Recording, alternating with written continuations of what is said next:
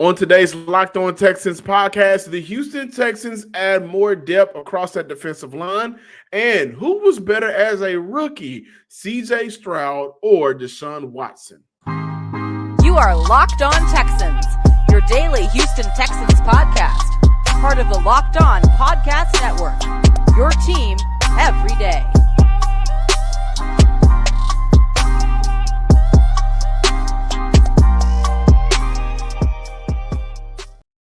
Welcome, everybody, to a Thursday episode of the Locked On Texans podcast, a part of the Locked On Podcast Network, your team every day. I'm your Texans football analyst, John, some sports guy Hickman, and of course, joining me as always is your Texans credentialed media member, Sports Illustrated's own Cody Davis. Thank you to our new listeners and viewers.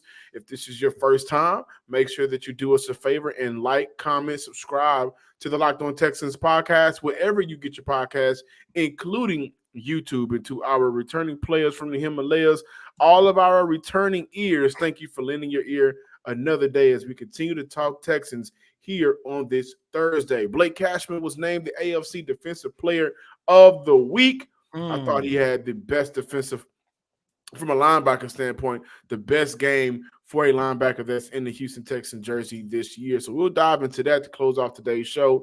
The conversation, Cody, is super excited to talk about who was a better rookie at quarterback, who had the better rookie season, CJ Stroud or Deshaun Watson. But we're going to open up today's show looking at the Houston Texans adding sophomore edge rusher Myjai Sanders out of Cincinnati. Was a part of that Cincinnati class last year that had Sauce Gardner, Kobe Bryant, Alec Pierce. Myjai was also in that class of Cincinnati Bears that came out. Who had a very good Desmond year. Ridder. Desmond Ridder was a part of that class. How could I forget about Desmond Ridder? They had a very good year after their last year in college, Cody. When you look at Myjai Sanders, had some time with Matt Burke, who was his defensive coordinator for some time with the Arizona Cardinals last season. 3 sacks on a year. He also had about 16 defensive stops, so negative plays. He was active there. 13 hurries, 17 total pressures, 1 quarterback hit. When you look at him as a player, what is your biggest takeaway to the addition of Myjai Sanders? That the Texans did something that everyone wanted to see them do, and that was add more depth to that defensive front. That's something that you and I talked about a lot on this show. We talked about it on yesterday. We was talking about whether or not or who or what type of player the Texans should look to trade for at the trade deadline. And this was basically the perfect scenario for the Houston Texans to get somebody like Sanders.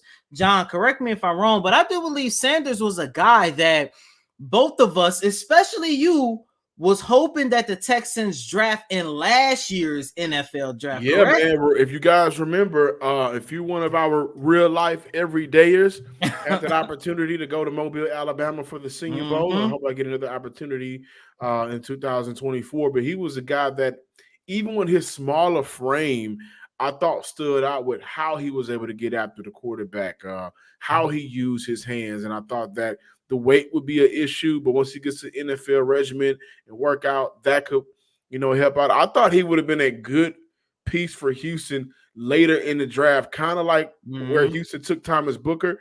I thought for Houston it would have made sense to get Myjai Sanders last year around that same round, 5th round draft pick. And so to see that come full circle, we talked about it last year, to see him back with his former defensive coordinator, but more importantly, to see him with a DC, you already know what I'm going with this, a development coach. and DeMeco Ryans. I think this is a great pickup for Houston.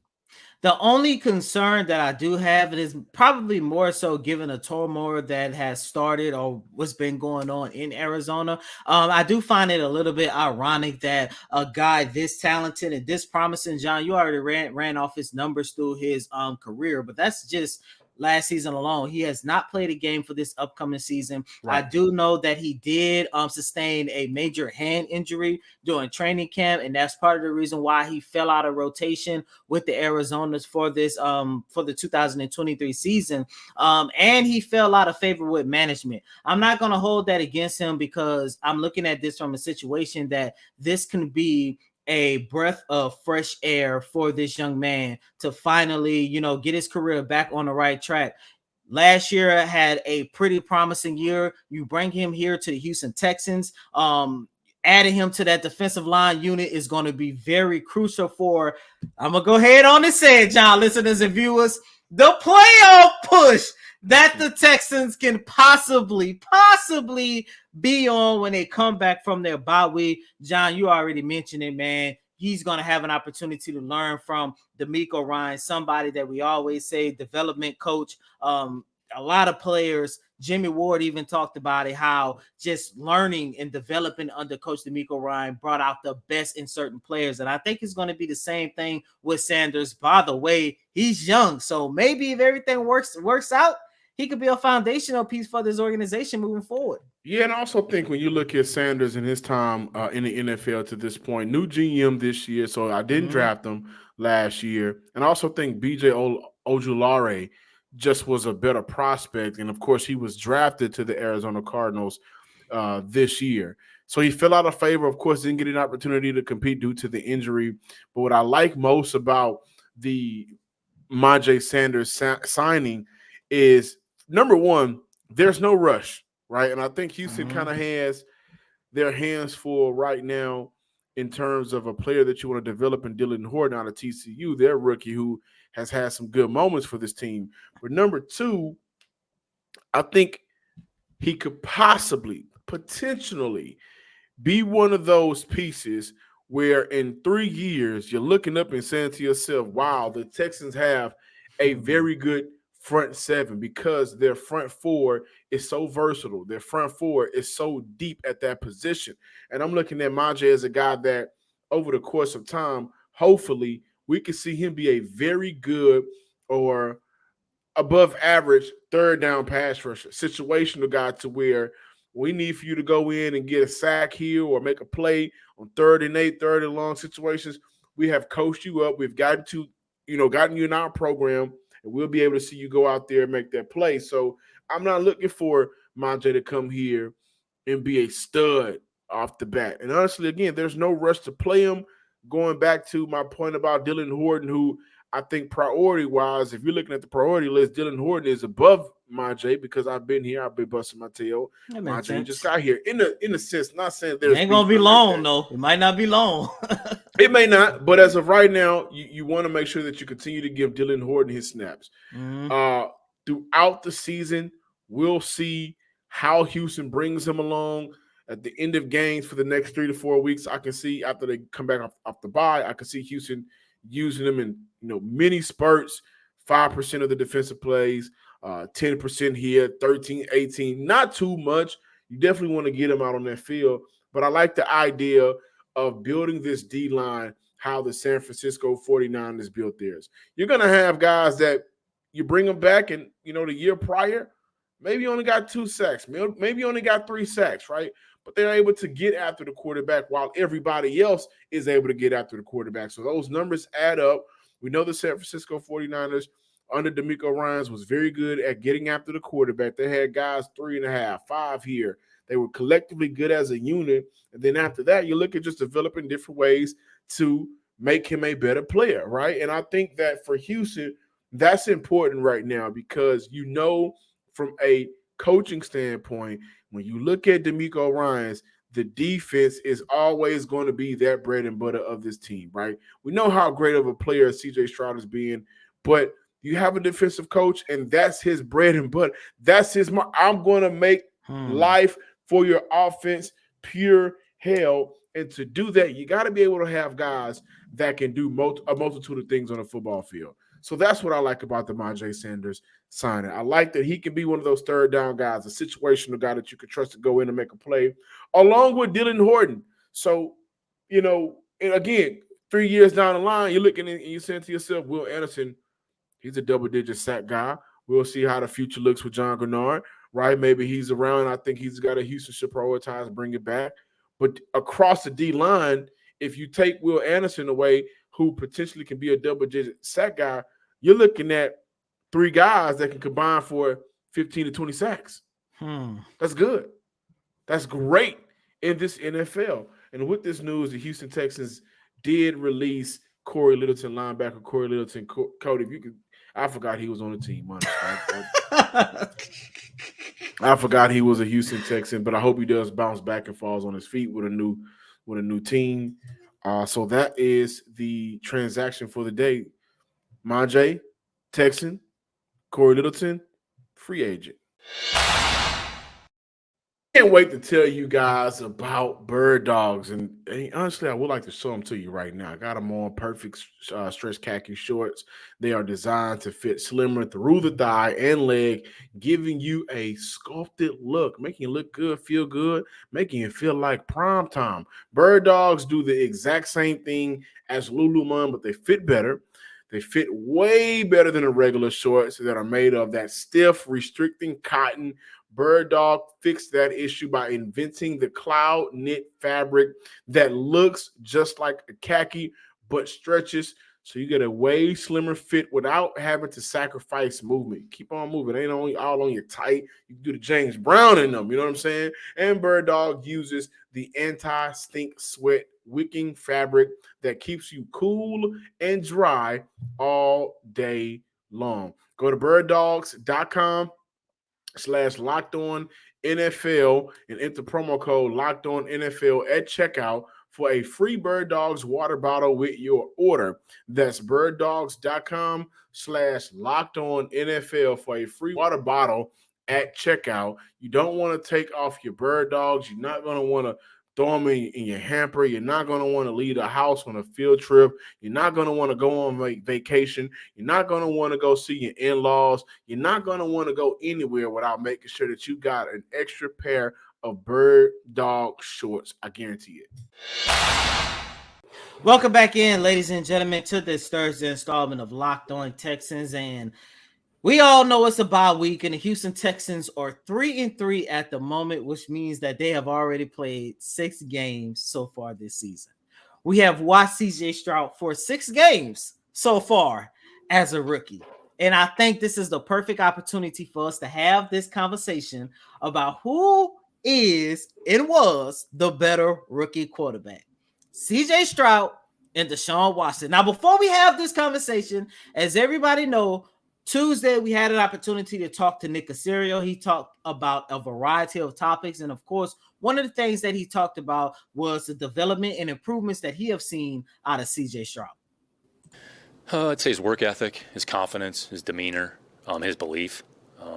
I think D'Amico's talked about this quite a bit, in terms of your belief in yourself, belief in your teammates, belief in what you're capable of doing.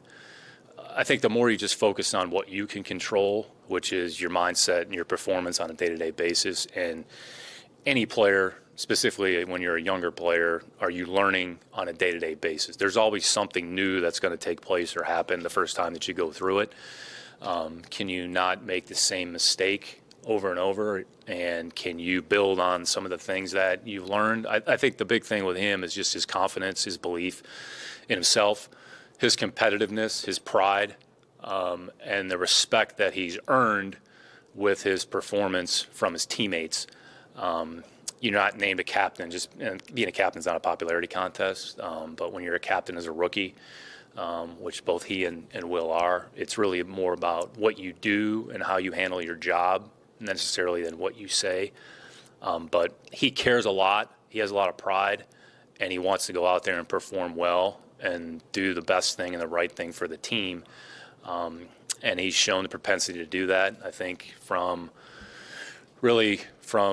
May to August, you saw growth and development, and then we've seen growth and development from Baltimore to New Orleans, or whoever we played last week. So there's still 11 more opportunities in front of us. So the challenges that we face next week against Carolina are going to be different than some of the challenges some of the other teams have faced. So can you learn each week? Do you understand the opponent? Do you understand what's being asked of you? And I'd say he's done a pretty exemplary job of that to this point. As we all know, CJ Stroud has had a phenomenal start to his career, but if we rewind and go back to 2017, John, go ahead and throw the numbers up on the screen, please. I got you. We can say say the same thing for the former franchise quarterback in Deshaun Watson. And John, I think this is going to be a fun conversation. Listeners and viewers, please let us know who you're going to pick. But as you guys see the numbers are basically the same 6 games into his careers. Both of them has threw for over 16,000 yards. The QBR is kind of the same. It's leaning in favor of Deshaun Watson because 6 games into his career, he had a QBR of 103, while CJ Stroud is at 96.4.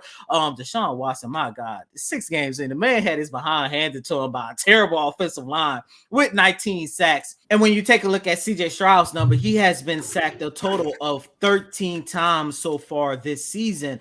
But John, if you had to pick who is the better rookie quarterback 6 games into their NFL career, who are you picking?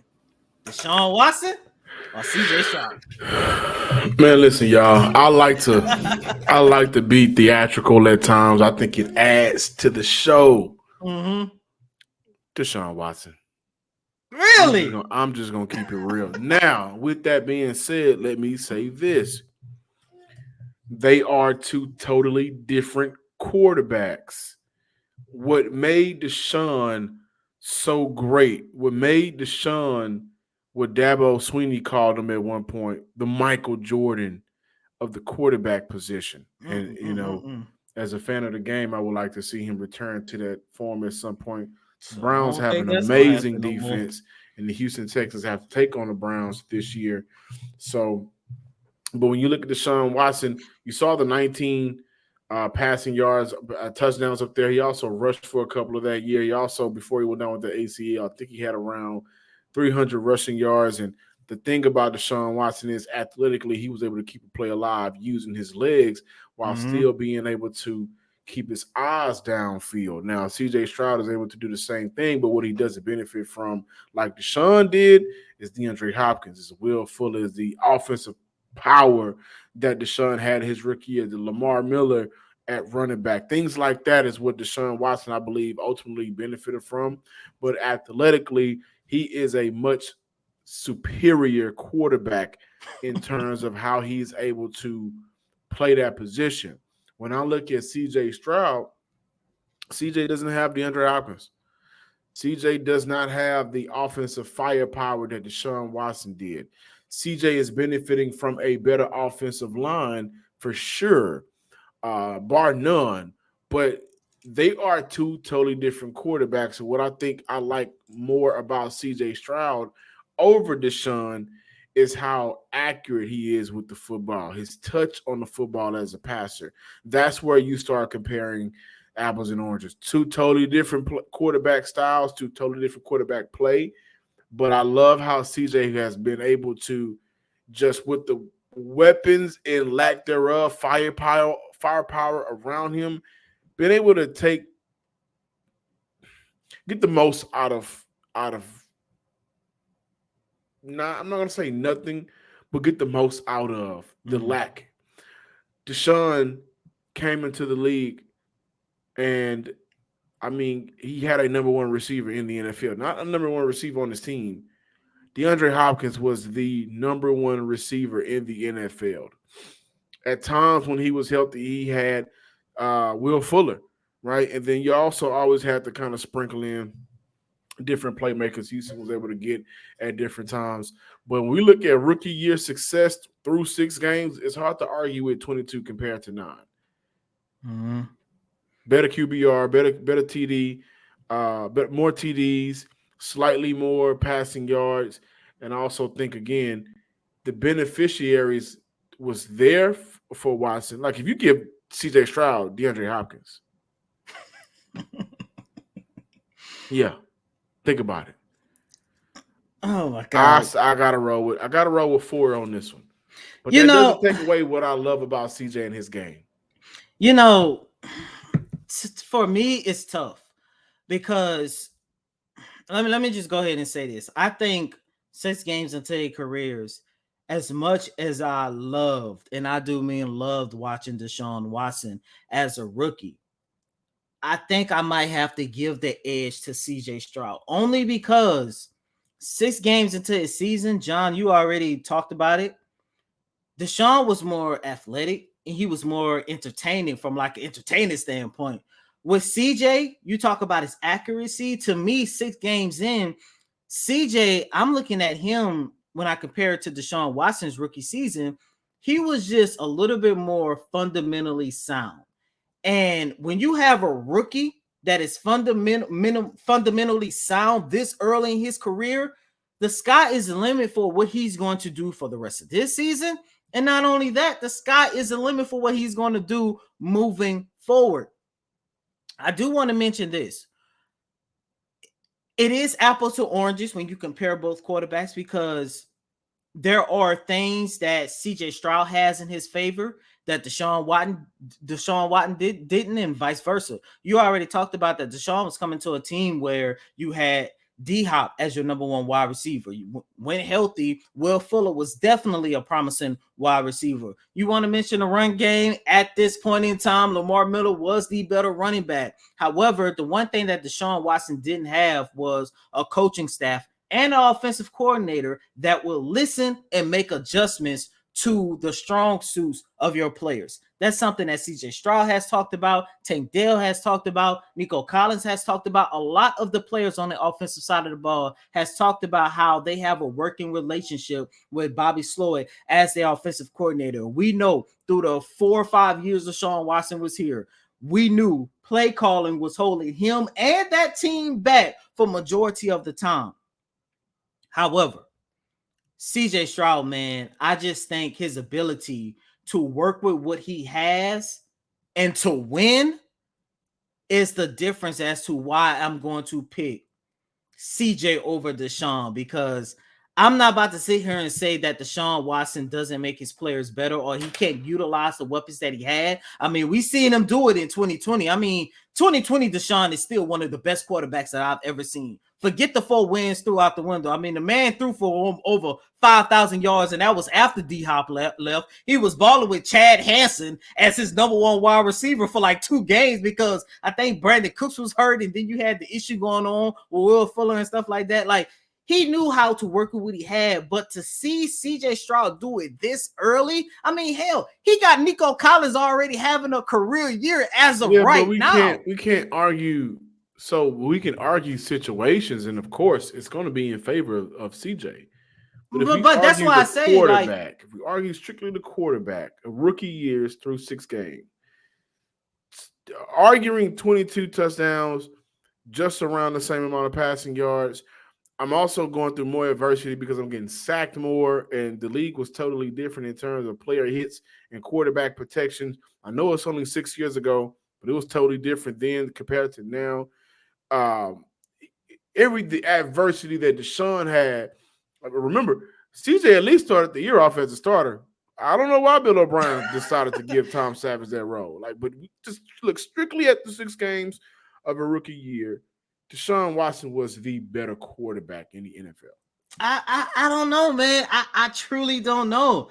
Like, put it like this. I would say, as great as CJ Stroud has been to start off his career, at least to me, I don't think CJ has had a moment, to say the least. Like Deshaun, 6 games in, he already had the game against Tennessee where I think the Texans ended up winning like 54-14. He had like 4 touchdowns and 1 interception. Then you had the phenomenal game, everybody's favorite game, one of my favorite games in franchise history, when the Texans lost 41-38, I believe it was, against the Seattle Seahawks. Crazy Deshaun Watson played phenomenal, but here's the catch, and this is why. I think if you flip Deshaun for CJ, knowing how CJ can protect the football, I think the Houston Texans win that game only because, yes, Deshaun played phenomenal, 4 touchdowns, but he had 3 interceptions. CJ Stroud has already proven that he can take care of football, at least 6 games in.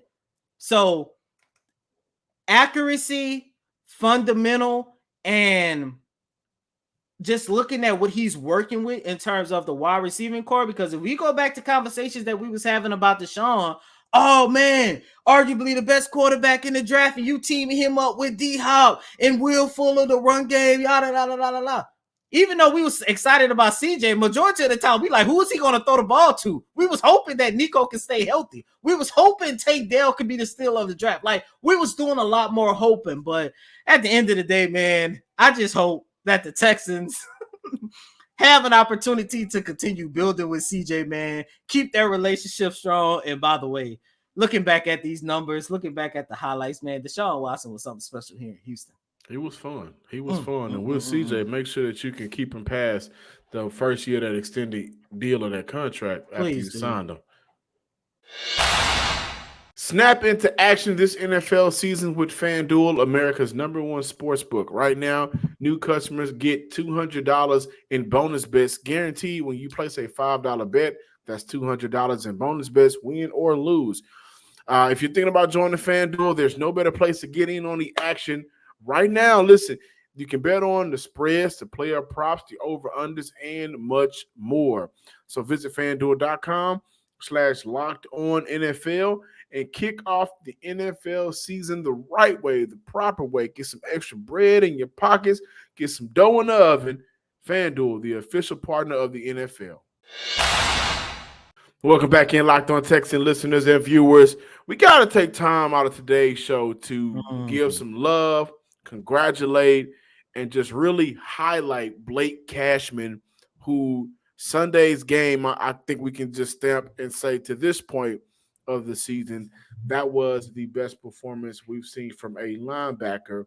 I think the Jacksonville Jaguar game, Christian Harris would probably be number 2 on that list. I say him and Henry T would be tied because I think there was a game, maybe if not Jacksonville, maybe the Pittsburgh Steelers game where I think Christian had like 14 tackles and I think Henry T, it was the Steelers, 14 tackles and Henry T had, I believe it was 10.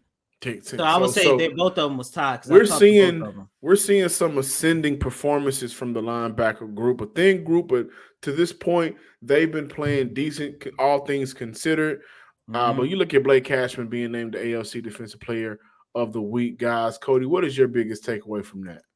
That once again, we're looking at a situation where adding Coach DeMeco Ryans was very important for player development. Blake Cashman is part of the reason why there's a lot of hope in the Texans defense moving forward.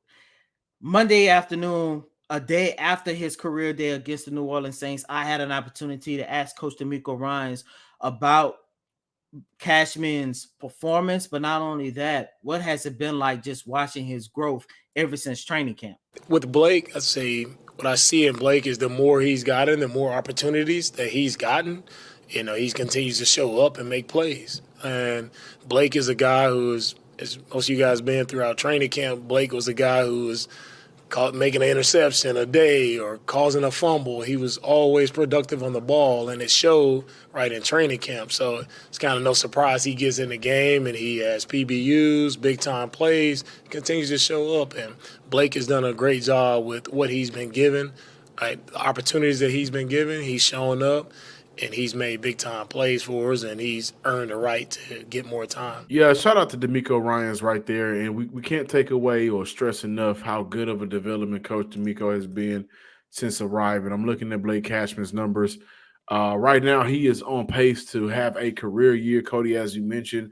His best year came back in 2019, played in 7 total games, had 40 total tackles, a half a sack, 1 fumble recovery. Then you look at last year for Houston, in 16 games, 26 total tackles, 19 solos. He did have 3 sacks and 1 forced fumble, but as of right now for the Houston Texans, through 5 games, 32 total tackles, 1 interception, 1 forced fumble recovery, 4 pass deflections. And I think when you look at Blake Cashman specifically for this year, what stands out the most is how good of a coverage linebacker he's been for this defense.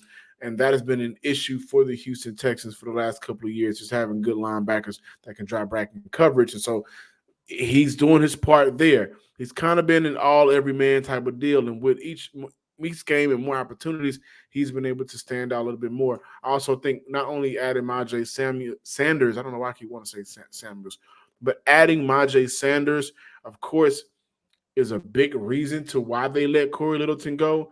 But if you look at the play of Blake Cashman, his play has kind of made Corey Littleton a little bit expendable as a player, not a person, as a player. And again, we want to pray that he bounces back on his feet and gets signed to another NFL team around the league. But I want to say to Blake Cashman, deserve it. Live in this moment. You've earned it. You had a phenomenal game on Sunday versus the New Orleans Saints, and that fourth and four stop where he took away, I think that was Jawan Johnson, but he took away the read to the linebacker, to the tight end, and then he immediately crashed down after taking that read away and helped make a play on Alvin Kamara.